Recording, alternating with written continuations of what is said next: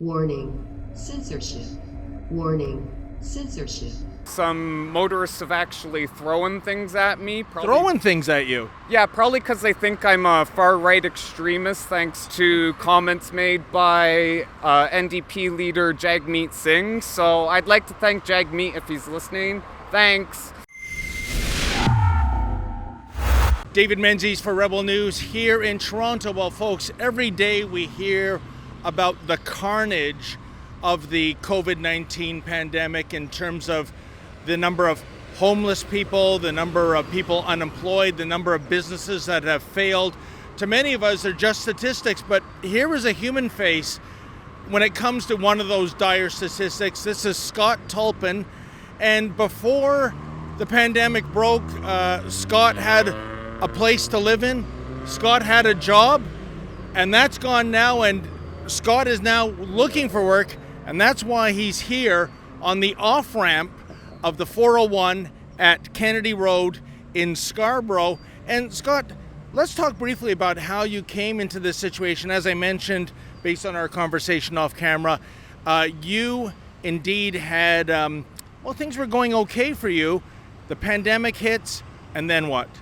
Well, I had a few temporary job placements, some seasonal work, and I also did volunteer work in the community. I'm originally from Hamilton, but since I did volunteer work, it's a privacy issue and a conflict of interest for me to be accessing social services where I was employed. So I had to relocate, and my journey has brought me out to Scarborough.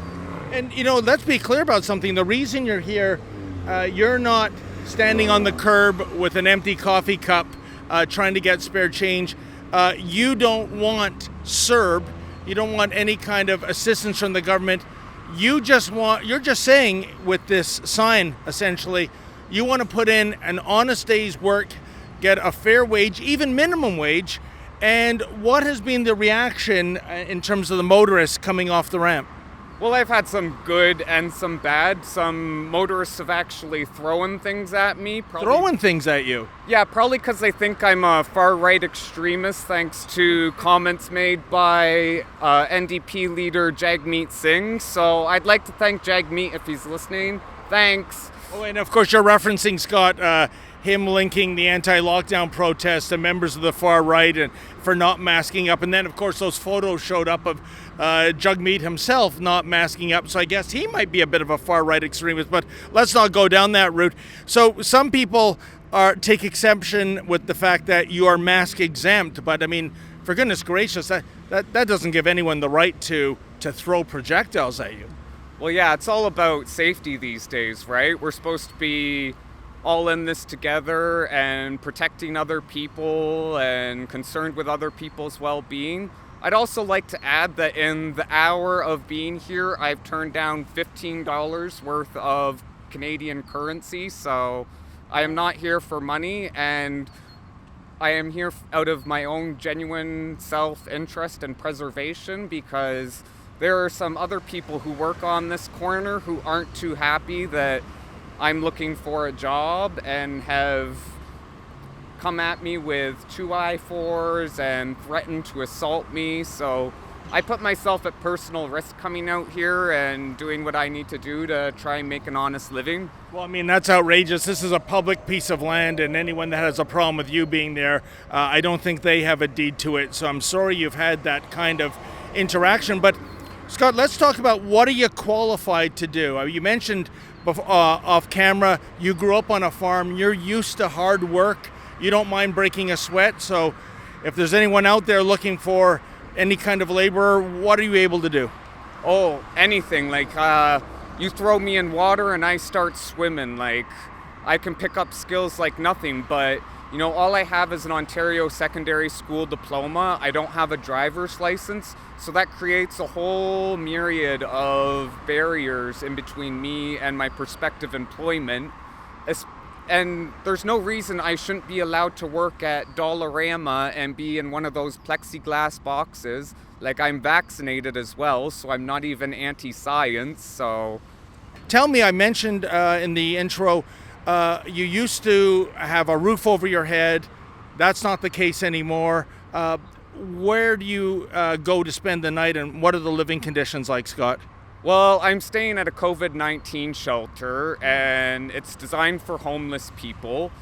And that's another thing, like, I'm mask exempt, and they try and force me to wear a mask, and they've actually tried denying me meals because of my mask exemption status, and they're mixing youth and adult services. So we have 16-year-old children living with violent criminals, and I have been assaulted by 2 of them in the last week. So what does that tell you about the living conditions? Not to mention they've thrown out all of my personal possessions, including my Bible and rosary, which is just unbelievable. And is this because they don't respect mask exempt people for medical reasons? And by the way, if that is the case, why don't they respect that? I thought that's in the law.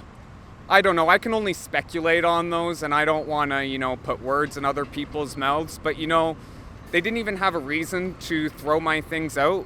By their own rules, they're supposed to hold my possessions for 3 days, and they were thrown out within a matter of hours.